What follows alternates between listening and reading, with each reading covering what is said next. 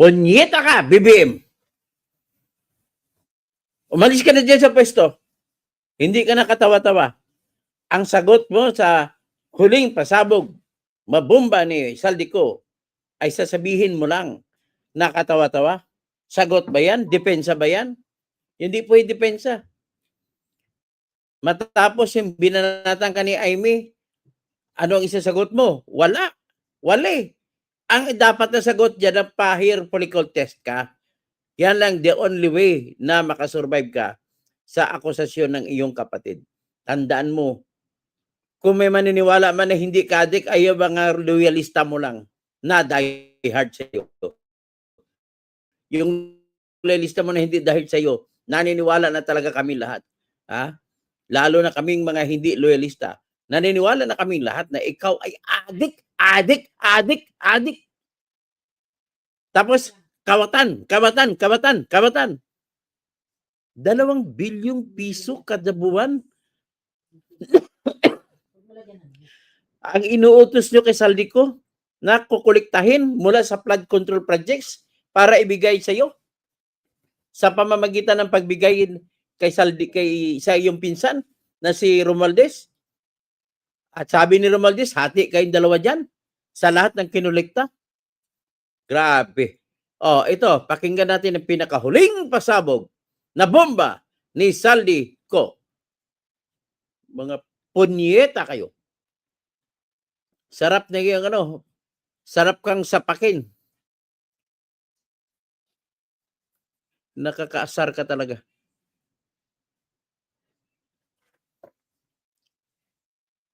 Ito, antayin lang. I-share ko sa inyo ang latest na bomba ni Saldico.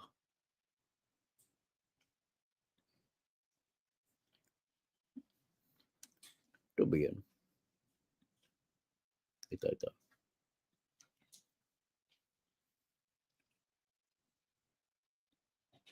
Ito po siya. Pakinggan natin si Saldico, ang bagong bayani ng bayan.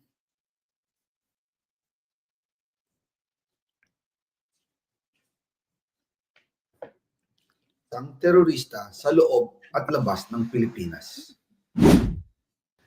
Para mailibing ako kasama ang katotohanan kahit saan man ako pumunta. Ako si Romualdez. Papalabasin ng administrasyon na ako ay isang terorista sa loob at labas ng Pilipinas. Para mailibing ako kasama ang katotohanan kahit saan man ako pumunta. Sinabi na agad sa akin ni Speaker Romualdez na kailangan ko makapag-deliver ng 2 bilyong pesos kada buwan para sa pagdi-deliver ng male-maletang pera patungo sa bahay ni Speaker.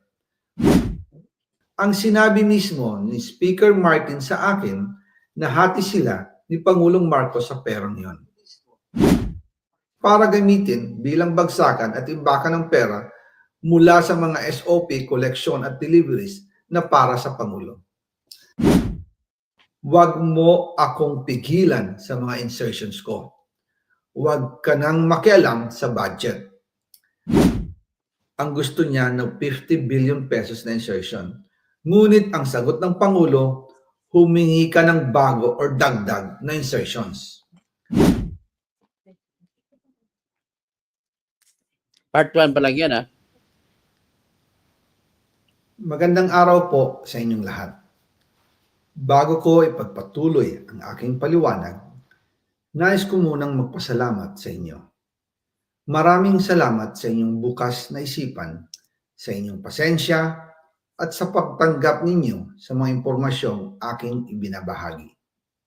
Alam kong hindi madali ang mga paksang ito. Mabibigat at mahirap tanggapin. Hindi po ako makauwi dahil malaki ang banta sa buhay ko. Ngayon naman, ay meron kaming natanggap na balita.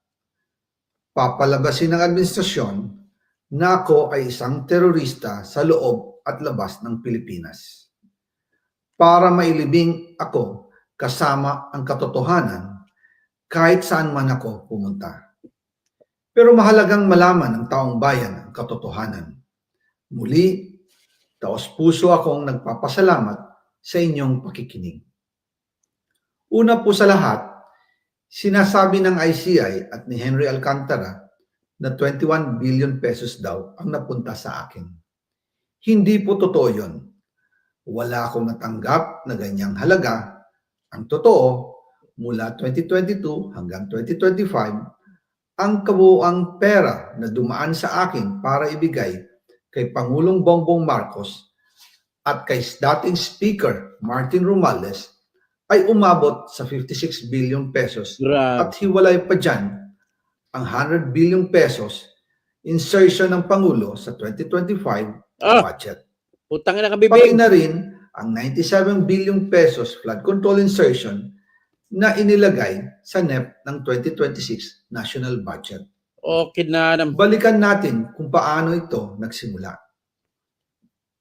Noong 2022, kakaupo ko pa lang bilang chairman ng House Committee on Appropriations, sinabi na agad sa akin ni Speaker Romualdez na kailangan ko makapag-deliver ng 2 billion pesos kada buwan.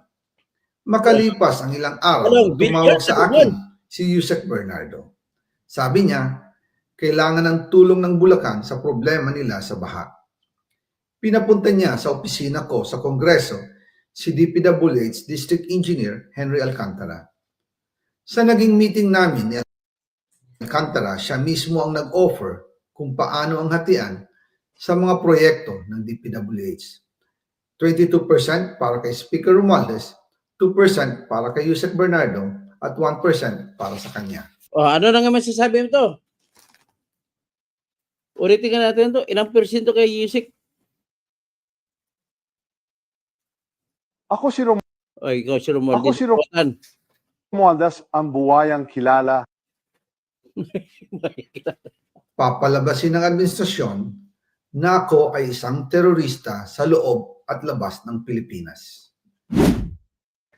Para mailibing ako kasama ang katotohanan kahit saan man ako pumunta. Sinabi na agad sa akin ni Speaker Romualdez na kailangan ko makapag-deliver ng 2 billion pesos kada buwan para sa pagdi-deliver ng male-maletang pera patungo sa bahay ni Speaker. Ang sinabi mismo ni Speaker Martin sa akin na hati sila ni Pangulong Marcos sa perang yon para gamitin bilang bagsakan at imbakan ng pera mula sa mga SOP, collection at deliveries na para sa Pangulo. Huwag mo akong pigilan sa mga insertions ko. Huwag ka nang makialam sa budget.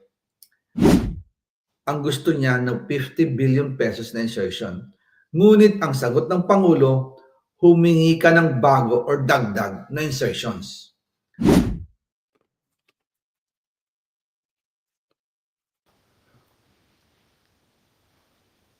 Magandang araw po sa inyong lahat.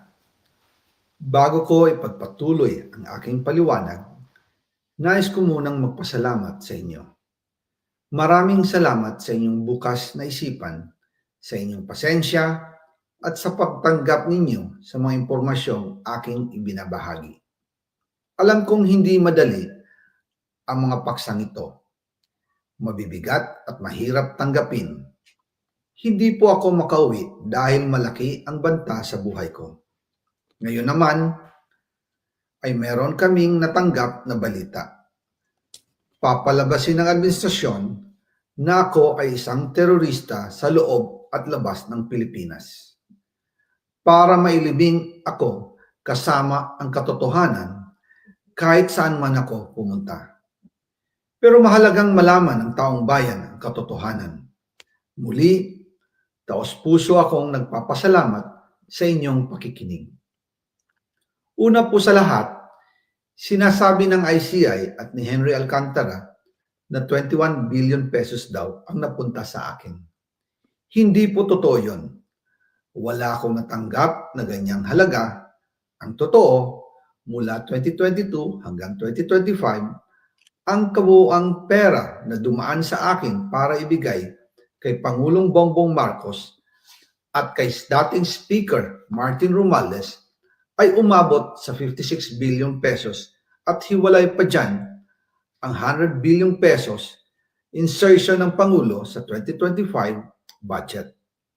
Pati na rin ang 97 billion pesos flood control insertion na inilagay sa NEP ng 2026 national budget. Balikan natin kung paano ito nagsimula. Noong 2022, kakaupo ko pa lang bilang chairman ng House Committee on Appropriations, sinabi na agad sa akin ni Speaker Romualdez na kailangan ko makapag-deliver ng 2 billion pesos kada buwan. Makalipas ang ilang araw, tumawag sa akin si Yusek Bernardo. Sabi niya, kailangan ng tulong ng Bulacan sa problema nila sa baha. Pinapunta niya sa opisina ko sa Kongreso si DPWH District Engineer Henry Alcantara. Sa naging meeting namin ni Alcantara, siya mismo ang nag-offer kung paano ang hatian sa mga proyekto ng DPWH. 22% para kay Speaker Romualdez, 2% para kay Yusek Bernardo, at 1% para sa kanya. Doon po nagsimula ang tinatawag nilang deliveries. Ang sistema po ay ganito. Ang mga tao ni Henry Alcantara ay nakikipag-ugnayan sa mga tao ko na sina Paul Estrada at Mark Tiksay. Sila ang tumatanggap na pera mula sa mga tao ni Alcantara. Minsan sa bahay ko sa Valle Verde, minsan naman sa BGC parking. Pagkatapos nilang makuha ang pera, sila Mark at Paul naman ang nag-aayos o nakikipag-coordinate sa tauhan ni Speaker Martin Romualdez na si Jocelyn Sereño para sa pag-deliver ng male-maletang pera patungo sa bahay ni Speaker. Una, sa North Forbes Park sa McKinley Drive at nang lumipat siya sa number 14 Nara Street, South Forbes Park. Gusto ko pong linawin, hindi ako nakikialam sa mismong proseso ng paghatid. Dumaan lang po sa akin ang pera na agad dinideliver kay Speaker Romualdez. Ako lang po ang nagko-confirm sa text kay Speaker kapag nadala na ang pera sa bahay niya. At lahat ng ito, mula sa unang utos noong 2022 hanggang sa huling delivery noong 2025. Umabot sa mahigit 55 billion pesos plus ang naihatid sa bahay ni dating Speaker Martin Romualdez. Madalas hindi nabubuo ang hinihinging 2 billion pesos bawat buwan ni Speaker, kaya iyan ang final total. Ang sinabi mismo ni Speaker Martin sa akin na hati sila ni Pangulong Marcos sa perang yon. Ang listahan ng mga deliveries na ito, kung kailan, magkano, at saan dinala, ilalabas ko po kasabay ng video na ito. Noong November 2024, habang nasa proseso kami ng pagtatalakay ng budget, nakipag-meeting sa amin ni Speaker Martin si Yusek Jojo Cadiz. Sabi niya, masama raw ang loob ni Pangulong Marcos, wala raw siyang natatanggap na remittance. At dahil laging napapagalitan si Speaker Martin ng Pangulo mula Setyembre hanggang November, inutusan niya ako na mag-deliver ng 1 billion pesos para kay BBM. Ayon pa kay Yusek Jojo, nang ipaalam niya ito sa Pangulo, ang utos sa kanya ng Pangulo ay mag-ingat at siguraduhin si Yusek Jojo lang ang maghahatid. Ang instruction po sa akin ni dating Speaker Martin Romualdez ay dalhin sa number 30 Tamarin Street, South Forbes Park at ibigay kay Yusek Jojo Cadiz dahil ito raw ang drop-off point na malapit sa bahay ng Pangulo. Sinabi rin po sa akin ni Speaker Martin Romualdez na si PBBM ang nag-utos sa kanya na bilhin ang bahay sa number 30 Tamarin Street para gamitin bilang bagsakan at imbakan ng pera mula sa mga SOP, collection at deliveries na para sa Pangulo. Binili ni BBM. Noong December 2, 2024, personal kong i-deliver ang 200 million kay Yusek Jojo Cadiz sa number 30 Tamarin Street, South Forbes Park. Ayon sa kanya, dadalhin daw niya ito sa bahay ng Pangulo sa number 41 Nara Street, South Forbes Park. Kasunod nito, noong December 5, 2024, muli akong nag-deliver ng 800 million sa parehong address at Yusek Jojo Cadiz pa rin ang tumanggap. Nako. Sabi niya, iyon naman ay dadalhin sa bagong bahay ng Pangulo sa South Forbes Park. Nako. Sa kabuuan, 1 billion pesos ang personal kong naihatid. Ako mismo ang nagbigay ng pera, kasama ang aking driver at mga tauhan. At lahat ito ay base sa direktang utos ni Speaker Martin Romualdez. At yan po nabuo ang kabuuang halagang 56 billion na ipinadala mula 2022 hanggang 2025. Ayan Addict na sa cocaine, addict pa sa pera, maputang ina ka. Pero kahit na na-deliver na ang 1 billion pesos para kay Pangulong Marcos at kahit na naisama na rin sa 2025 budget ang 100 billion pesos insertion sa pamamagitan ng BICAM Committee, ayon mismo sa utos ng Pangulo, nagagalit pa rin daw si BBM. Abangan ang part 2. Ulitin kayo natin para marinig niyo mga nakahuling kan. Papalabasin ng administrasyon na ako ay isang terorista sa loob at labas ng Pilipinas. Para mailibing ako kasama ang katotohanan kahit saan man ako pumunta. Sinabi na agad sa akin ni Speaker Romualdez na kailangan ko makapag-deliver ng 2 billion pesos kada buwan para sa pagdi-deliver ng male-maletang pera patungo sa bahay ni Speaker. Ang sinabi mismo ni Speaker Martin sa akin na hati sila ni Pangulong Marcos sa perang yon para gamitin bilang bagsakan at imbakan ng pera mula sa mga SOP, koleksyon at deliveries na para sa Pangulo. Huwag mo akong pigilan sa mga insertions ko. Tingnan mo lumig. Huwag ka nang makialam sa budget. Ang gusto niya ng 50 billion pesos na insertion. Ngunit ang sagot ng Pangulo, humingi ka ng bago or dagdag na insertions.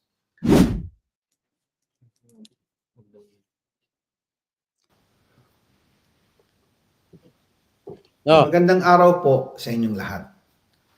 Bago ko ipagpatuloy ang aking paliwanag, nais ko munang magpasalamat sa inyo. Maraming salamat sa inyong bukas na isipan, sa inyong pasensya, at sa pagtanggap ninyo sa mga impormasyong aking ibinabahagi.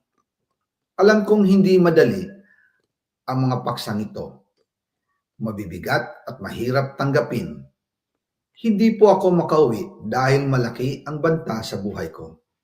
Ngayon naman, ay meron kaming natanggap na balita.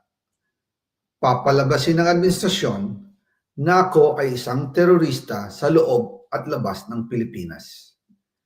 Para mailibing ako kasama ang katotohanan kahit saan man ako pumunta. Pero mahalagang malaman ng taong bayan ang katotohanan. Muli, taos-puso akong nagpapasalamat sa inyong pakikinig. Una po sa lahat, sinasabi ng ICI at ni Henry Alcantara na 21 billion pesos daw ang napunta sa akin. Hindi po totoo yun. Wala akong natanggap na ganyang halaga. Ang totoo, mula 2022 hanggang 2025, ang kabuuang pera na dumaan sa akin para ibigay kay Pangulong Bongbong Marcos at kay dating Speaker Martin Romualdez ay umabot sa 56 billion pesos at hiwalay pa dyan ang 100 billion pesos insertion ng Pangulo sa 2025 budget. Pati na rin ang 97 billion pesos flood control insertion na inilagay sa NEP ng 2026 national budget. Balikan natin kung paano ito nagsimula. Noong 2022, kakaupo ko pa lang bilang chairman ng House Committee on Appropriations, sinabi na agad sa akin ni Speaker Romualdez na kailangan ko makapag-deliver ng 2 billion pesos kada buwan. Makalipas ang ilang araw, tumawag sa akin si Yusek Bernardo. Sabi niya, kailangan ng tulong ng Bulacan sa problema nila sa baha. Pinapunta niya sa opisina ko sa Kongreso si DPWH District Engineer Henry Alcantara. Sa naging meeting namin ni Alcantara, siya mismo ang nag-offer kung paano ang hatian sa mga proyekto ng DPWH. 22% para kay Speaker Romualdez, 2% para kay Yusek Bernardo, at 1% para sa kanya. Doon po nagsimula ang tinatawag nilang deliveries. Ang sistema po ay ganito. Ang mga tao ni Henry Alcantara ay nakikipag-ugnayan sa mga tao ko na sina Paul Estrada at Mark Tiksay. Sila ang tumatanggap na pera mula sa mga tao ni Alcantara. Minsan sa bahay ko sa Valle Verde, minsan naman sa BGC parking. Pagkatapos nilang makuha ang pera, sila Mark at Paul naman ang nag-aayos o nakikipag-coordinate sa tauhan ni Speaker Martin Romualdez na si Jocelyn Sereño para sa pagdi-deliver ng male-maletang pera patungo sa bahay ni Speaker. Una, sa North Forbes Park sa McKinley Drive at nang lumipat siya sa number 14 Nara Street, South Forbes Park. Gusto ko pong linawin, hindi ako nakikialam sa mismong proseso ng paghatid. Dumaan lang po sa akin ang pera na agad dinideliver kay Speaker Romualdez. Ako lang po ang nagko-confirm sa text kay Speaker kapag nadala na ang pera sa bahay niya. At lahat ng ito, mula sa unang utos noong 2022 hanggang sa huling delivery noong 2025. Umabot sa mahigit 55 billion pesos plus ang naihatid sa bahay ni dating Speaker Martin Romualdez. Madalas hindi nabubuo ang hinihinging 2 billion pesos bawat buwan ni Speaker, kaya iyan ang final total. Ang sinabi mismo ni Speaker Martin sa akin na hati sila ni Pangulong Marcos sa perang yon. Ang listahan ng mga deliveries na ito, kung kailan, magkano, at saan dinala, ilalabas ko po kasabay ng video na ito. Noong November 2024, habang nasa proseso kami ng pagtatalakay ng budget, nakipag-meeting sa amin ni Speaker Martin si Yusek Jojo Cadiz. Sabi niya, masama raw ang loob ni Pangulong Marcos, wala raw siyang natatanggap na remittance. At dahil laging napapagalitan si Speaker Martin ng Pangulo mula Setyembre hanggang November, inutusan niya ako na mag-deliver ng 1 billion pesos para kay BBM. Ayon pa kay Yusek Jojo, nang ipaalam niya ito sa Pangulo, ang utos sa kanya ng Pangulo ay mag-ingat at siguraduhin si Yusek Jojo lang ang maghahatid. Ang instruction po sa akin ni dating Speaker Martin Romualdez ay dalhin sa number 30 Tamarin Street, South Forbes Park at ibigay kay Yusek Jojo Cadiz. Okay ito si Yusek Jojo Cadiz ang bagman ni BBM. At doon sa 30 Tamarin Street dinadala. Binili ni BBM ang 30 Tamarin Street sa Forbes Park para lamang imbaka ng pera. Grabe ka BBM, punyeta ka. Dahil ito raw ang drop-off point na malapit sa bahay ng Pangulo. Sinabi rin po sa akin, Speaker Martin Romualdez, na si PBBM ang nag-utos sa kanya na bilhin ang bahay sa number 30 Tamarin Street para gamitin bilang bagsakan at imbakan ng pera mula sa mga SOP, collection at deliveries na para sa Pangulo. Noong December 2, 2024, personal kong i-deliver ang 200 million kay Yusek Jojo Cadiz sa number 30 Tamarin Street, South Forbes Park. Ayon sa kanya, dadalhin daw niya ito sa bahay ng Pangulo sa number 41 Nara Street, South Forbes Park. Kasunod dito, noong December 5, 2024, muli akong nag-deliver ng 800 million sa parehong address at Yusek Jojo Cadiz pa rin ang tumanggap. Sabi niya, iyon naman ay dadalhin sa bagong bahay ng Pangulo sa South Forbes Park. Sa kabuuan, 1 billion pesos ang personal kong naihatid. Ako mismo ang nagbigay ng pera, kasama ang aking driver at mga tauhan. Grabe. At lahat ito ay base sa direktang utos ni Speaker Martin Romualdez. At dyan po nabuo ang kabuoang halagang 56 billion na ipinadala mula 2022 hanggang 2025. Pero kahit na na-deliver na ang 1 billion pesos para kay Pangulong Marcos at kahit na naisama na rin sa 2025 budget ang 100 billion pesos insertion sa pamamagitan ng BICAM Committee, ayon mismo sa utos ng Pangulo, nagagalit pa rin daw si BBM. Yan. So, paano ang gagawin natin, ladies and gentlemen? Ito na po. Nakaharap na tayo ngayon sa katotohanan. Ang katotohanan na ninanakawan tayo ng ating Pangulo. Anong magandang gagawin natin? Kung kailan bitbitin na siya. Hindi lang po resign ang para sa bibitayin ka talaga. Dapat bitayin ka. 2 billion kada buwan. Pagkatapos, sa buong 2022 hanggang ngayon, 56 billion ang lahat ng kinamkam mo. Grabe ka.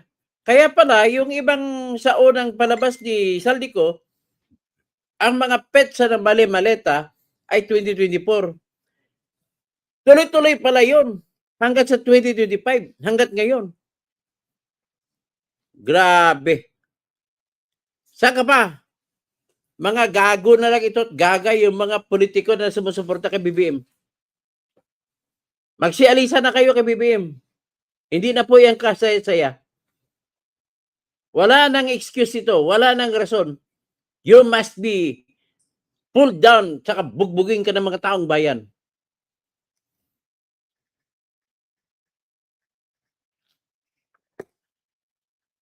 Nag-report sa akin ang kaibigan kong abogado. Nag-assist daw siya napakarami nang nag-apply ng closure of business sa kanyang lugar sa Parañaque City. Pumipila ang lahat, hindi nagbabayad, hindi sila pumipila para magbayad ng buwis, kundi pumipila para magsara ng negosyo. Yan ba ang gusto niyo mangyari? Nagsasara po yan sapagkat hindi po umiikot ang pera. Nasa bulsa lang ng mga kukunti at saka ni BBM. Grabe ka. Ang tatay mo, disente magnakaw. Ikaw, balahura, kitang-kita. Bagay, matalino naman papa mo. Hindi mo nakuha talino ng tatay mo na si senyor. Siguro nag-advise sa'yo bago namatay yung putsang ni si Ian Riley na yan. Yan ang nagbigay sa'yo ng hint, tip kung paano magnakaw. Tapos magpapalibing pa sa libingan ng mga bayani? Katarantaduhan. Magnanakaw sa libingan ng mga bayani. Nauna dyan si Marcos, pinalibing ni Duterte. O susunod si Enrile. Nandiyan dyan si Angelo Reyes na pinatay sarili niya.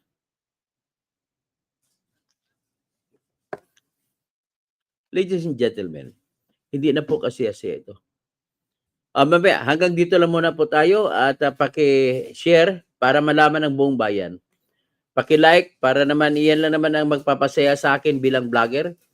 At pagka tapos niyan, subscribe kayo lahat. At kung dadami po tayo, ito na lamang ang pag-asa natin mga mamamayan, mga kababayan ko. Pag ginawa niyo akong presidente, tapos na ang problema ninyo lahat. Kaya kailangan mag-subscribe, magdumami ang subscribers natin hanggang 10 million. Tatakbo ako pagka-presidente ko may 10 million ako subscribers. At hindi ko na kailangan gumastos kasi marami na. Ladies and gentlemen, Lord, patawad na lang kung isang tao kagaya ko na walang pera ay mangarap para maging presidente. Kaya magiging totoo yung tinatawag na I'm dreaming of a white Christmas, just like the one I used to know. Dream lang tayo ng dream. Wala, hindi matutupad yung dream natin. Ganon, tandaan nyo yan. Bantayan yung Christmas nyo ngayon. Mananaginip na lamang kayo ng White Christmas. Kung sa Ilonggo pa, Whitey Christmas. O, Awanti Christmas. Combine kong Ilonggo at Ilocano. Whitey Christmas. Awanti Christmas. Ano pa masasabi natin, mga kabsat ko, kabalin ko, mga kasimanwa ko, mga paisano,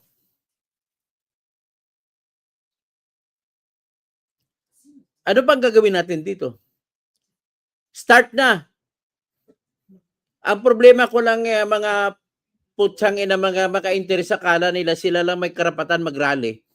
Yung nag-rally dyan makabayan, nag-anunsyo pa na hindi na bawal na yung iba basta nagsusuporta sa Duterte. Yung mga nagsusuporta kay Duterte, gumawa rin po kayo ng rally ninyo sa bayan nyo na sa November 30. At kailangan magtatlong araw na yun at palayasin na natin sa Malacanang yung si Bongbong Marcos. Kita mo, tobilyo naman. Sino pa makatiis niyan? For the last time, yung mga bago pala makasipot, i-play ko ulit, pakinggan ninyo for the last time nitong yung aking yung piniplay. Makita niyo kung paano magnakaw itong si BBM.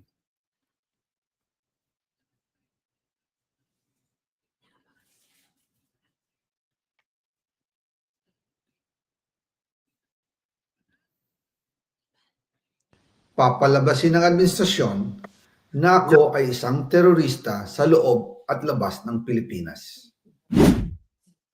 Para mailibing ako kasama ang katotohanan kahit saan man ako pumunta.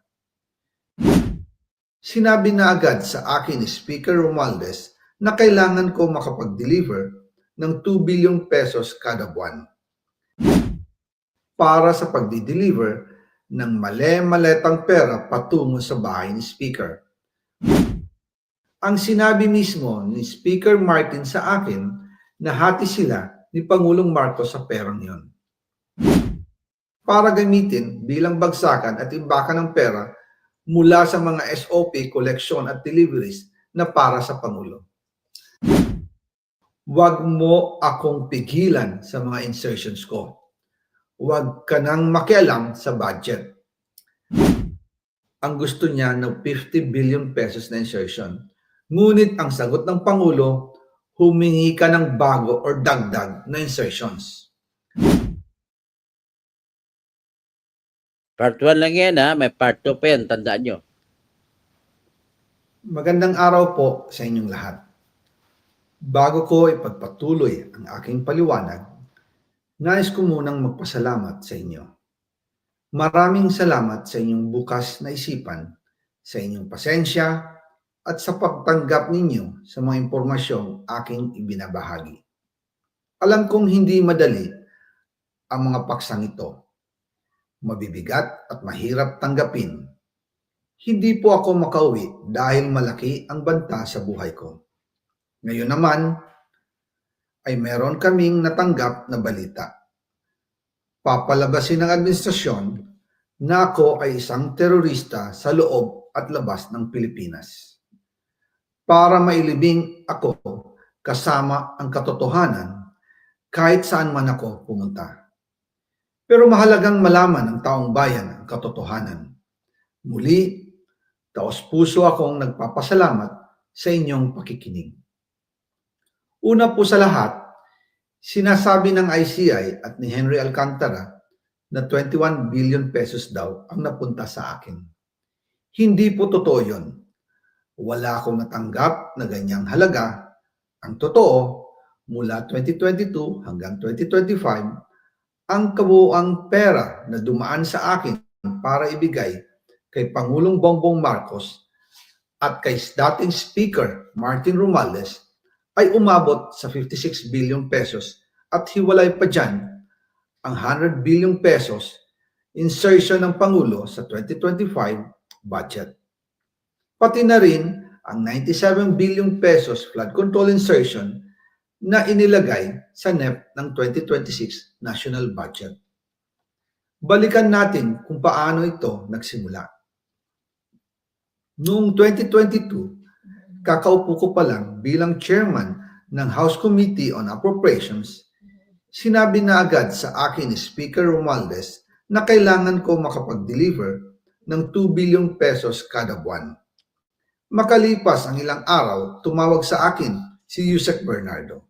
Sabi niya, kailangan ng tulong ng Bulacan sa problema nila sa baha. Pinapunta niya sa opisina ko sa Kongreso si DPWH District Engineer Henry Alcantara. Sa naging meeting namin ni Alcantara, siya mismo ang nag-offer kung paano ang hatian sa mga proyekto ng DPWH. 22% para kay Speaker Romualdez, 2% para kay Yusek Bernardo, at 1% para sa kanya. Doon po nagsimula ang tinatawag nilang deliveries. Ang sistema po ay ganito. Ang mga tao ni Henry Alcantara ay nakikipag-ugnayan sa mga tao ko na sina Paul Estrada at Mark Tiksay. Sila ang tumatanggap na pera mula sa mga tao ni Alcantara. Minsan sa bahay ko sa Valle Verde, minsan naman sa BGC parking. Pagkatapos nilang makuha ang pera, sila Mark at Paul naman ang nag-aayos o nakikipag-coordinate sa tauhan ni Speaker Martin Romualdez na si Jocelyn Sereño para sa pagdi-deliver ng male-maletang pera patungo sa bahay ni Speaker. Una, sa North Forbes Park sa McKinley Drive at nang lumipat siya sa number 14 Nara Street, South Forbes Park. Gusto ko pong linawin, hindi ako nakikialam sa mismong proseso ng paghatid. Dumaan lang po sa akin ang pera na agad dinideliver kay Speaker Romualdez. Ako lang po ang nagko-confirm sa text kay Speaker kapag nadala na ang pera sa bahay niya. At lahat ng ito, mula sa unang utos noong 2022 Para maraming hanggang sa huling delivery noong 2025, na pumasok. umabot sa mahigit 55 billion pesos plus ang naihatid sa bahay ni dating Speaker Martin Romualdez.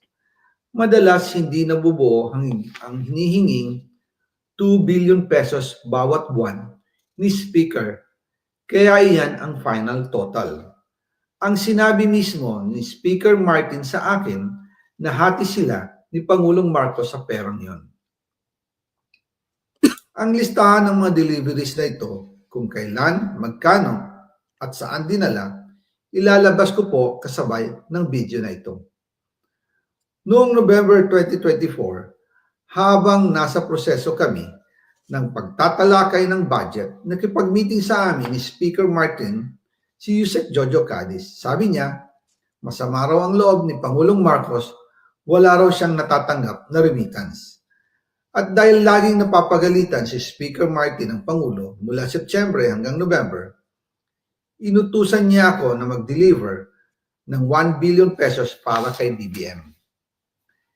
Ayon pa kay Yusek Jojo, nang ipaalam niya ito sa Pangulo, ang utos sa kanya ng Pangulo ay mag-ingat at siguraduhin si Yusek Jojo lang ang maghahatid. Ang instruction po sa akin ni dating Speaker Martin Romualdez ay dalhin sa number 30 Tamarin Street, South Forbes Park at ibigay kay Yusek Jojo Cadiz dahil ito raw ang drop-off point na malapit sa bahay ng Pangulo. Sinabi rin po sa akin Speaker Martin Romualdez na si PBBM ang nag-utos sa kanya na bilhin ang bahay sa number 30 Tamarin Street para gamitin bilang bagsakan at imbakan ng pera mula sa mga SOP, collection at deliveries na para sa Pangulo.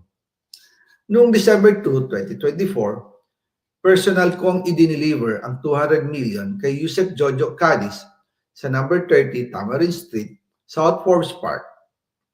Ayon sa kanya, dadalhin daw niya ito sa bahay ng Pangulo sa number 41 Nara Street, South Forbes Park. Kasunod nito, noong December 5, 2024, muli akong nag-deliver ng 800 million sa parehong address at Yusek Jojo Cadiz pa rin ang tumanggap. Sabi niya, iyon naman ay dadalhin sa bagong bahay ng Pangulo sa South Forbes Park. Sa kabuuan, 1 billion pesos ang personal kong naihatid. Ako mismo ang nagbigay ng pera, kasama ang aking driver at mga tauhan. At lahat ito ay base sa direktang utos ni Speaker Martin Romualdez. At dyan po nabuo ang kabuoang halagang 56 billion na ipinadala mula 2022 hanggang 2025. Pero kahit na na-deliver na ang 1 billion pesos para kay Pangulong Marcos at kahit na naisama na rin sa 2025 budget ang 100 billion pesos insertion sa pamamagitan ng BICAM Committee, ayon mismo sa utos ng Pangulo, nagagalit pa rin daw si BBM. Grabe. Ayan, Papalabasin ng administrasyon na ako ay isang Okay, terorista na. sa loob at labas ng Pilipinas. Okay, mag-usap tayo. Para mailibing ako kasama ang katotohanan. Okay, na-play ko na. Yun ang pangatlo, pang-apat na play ko na, paulit-ulit ko na play. Para naman marami makapanood, direct. Ito lang po, kung mayroon man ditong importansya dito, ito na po yung kahalagahan na kailangan hindi adik ang presidente. Ang pagiging adik ng presidente natin, yan na nagtulak sa kanya ng tapang at walang kapakundangan na pagkuha ng 2 billion kada buwan. Kasi kung matino yung isip niya, hindi niya gagawin yan. Kaya yung sinasabi ng iba na mali daw si Aimee, pampamilya na away ay binuyagyag sa publiko, mali kayo. Ang away sa loob ng pamilya, kung apektado na ang buong bansa, ay kailangan may karapatan ang bansa na supilin ang mga adiksionis dyan. Kaya ikaw, BBM, wala ka nang mukhang iharap sa amin. Adik. Kawatan. Ano ba itatawag natin dito?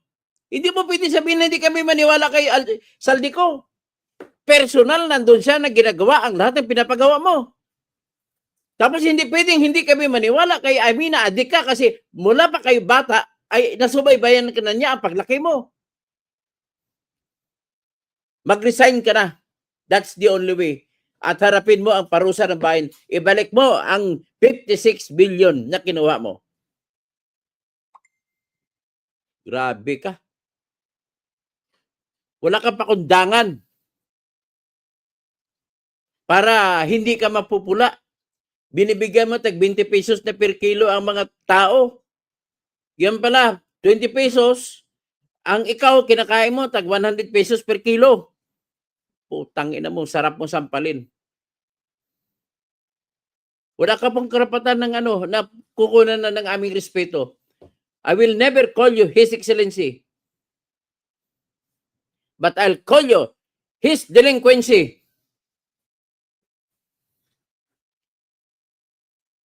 Dinungisan mo ang opisina ng Pangulo ng Pilipinas. Matindi ka. Tapos, ginuyo mo pa yung ibang mga makakaliwa, makadilaw, makakakampik, ayaw, silang nagpiprino-prino sila magpapalayasin ka kasi takot sila kay Sara. Tinatakot mo sila kay Sara. Wala tayong magagawa. Yan ang constitutional officer. Pag wala ka si Sara nga, kasunod.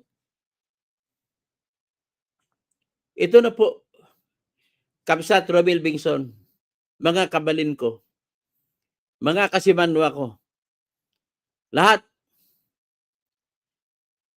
ito na po ang moment of time. Ito na po ang panahon na ma-stress ko na kailangan na baguhin natin ang sistema ng katarungan. Dito sila naging matapang dahil kayang bilhin ng judge, kayang bilhin ng justice. Pruweba, nabili ni Jinggoy ang mga justice sa Sandigan Bayan. Nabili ni Bongbong Marcos, di Bongbong Revilla, ang mga justice sa Sandigan Bayan. Tanungin mo lang si Justice Geraldine Pate Econg kung magkano ang transaction. Nabili din ni Enrile. Lahat po tayo gano'n na lang. Kaya matatapang magnanakaw ang mga yan. Si Atong Ang kaya niyang bilhin ang justice ng Supreme Court. Chief Justice sa kahit 1 bilyong piso. Kaya matapang pumatay na sa bungero para lamang maproteksyonan ang kanyang sariling negosyo. Gano'n na po tayo ngayon. Wala na po ibang paraan. Kopyahin natin ang sistema ng katarungan ng Amerika. Yan ang jury system kung saan ang nagdidesisyon sa bawat korte, sa bawat trial ay mga tao mismo. Hindi mo kayang bilhin ang tao na magboto-boto kung guilty ka o hindi. Pero pag judge na nag-iisa lang, kaya mong bilhin. Kung justice sa Sandigan Bay na 3, kaya mong bilhin. O, gusto niyo pa ikwento ko kung paano? O, dyan sa Hison's Restaurant sa Malate, sila malapit sa Court of Appeals, dyan sila nag-usap-usap kung paano i-acquit ang mga kabatan. Diyan nagpapasahan, 200 million po ang binayad para ma-acquit yung taong tinutukoy ko. Kaya panahon na po na umpisa na natin ang jury system talaga. Yan lamang ang natitirang pag-asa natin. Kung ano ang sistema ng katarungan na ginagawa sa Amerika, susundin natin. Ginagawa rin yan sa United Kingdom. Yan din ginagawa sa Canada. Yan din ginagawa sa New Zealand. Ginagawa sa Australia. Ginagawa sa Hong Kong. Ngayon, ginagawa sa Japan, ginagawa sa South Korea. Bakit hindi natin sundin yan? Huwag na kayo magbangbangan, mag-pride pa kayo, Justice Lurin, Chief Justice Alex Sumundo. Hindi po ako naniniwala na yung mga judge ninyo na nag-iisa ay fair. Wala pong judge na fair. Tandaan nyo yan. Kapag nabahiran na ng takot yan, nabahiran ng pera, ang lahat ang mangyari ay kung sino mayaman, siya ay panalo. Marami pa namang judge ngayon na bubo. Pasensya na. Simple question of law, hindi man masasagot. Ano pa nang gagawin natin? Ito, bakit matapang si BBM? Sagutin niyo ako. Nakikita kasi nila yung lahat ng Marcos cases sa panahon ni Cory, ngayon nadidismiss na lahat. Bakit? Tatakutin at bibigyan mga justice sa Sandigan Bayan ng pera. Irarason lang na wala na yung mga ebidensya. Bakit? Sino ba nagbibigay ng mga asa na ba yung mga original documents? Binenta ni Andres Bautista nung sa PCGG? Ngayon, bakit hindi mo tatanggapin ang ebidensya na Xerox copy? Bago naging Xerox copy, may original yan. Ang atin namang mga ombudsman, mga solicitor general, nagpapaareglo, hindi ipipresenta ang ebidensya na maayos. Kagaya nito kay Bong Revilla. Ang issue, ang pirma ba ni Bong Revilla sa sulat ay kanya o hindi? Kasi ang depensa niya, piniki. Grabe. Tapos ang pina-examine niyo yung NBI na abogado, sinabi niya peke. Pero, por Diyos por Santo, kahit peke pang pirma, ang 6 na taon na nangyari na bigayan ng pera, kinukuha ang pera, hindi pa sapat na ebidensya yun na si kay Bong Revilla na punta ang pera kasi hindi man siya nagreklamo sa loob ng 6 na taon. Ganon din kay Enrile, ganon din kay Jinggoy. Kaya nga sa totoo lang, away-away lang sila niyan. Kaso-kasuhan tapos arigluhan lang yan. Sila pa rin ang magbabati-batian. Pasalamat tayo kay Saldico kahit ganun lang yan. Kung hindi dahil sa kanya, hindi natin malalaman ito. Maraming salamat po. Hindi muna ako magbabati. Sama ng loob ko.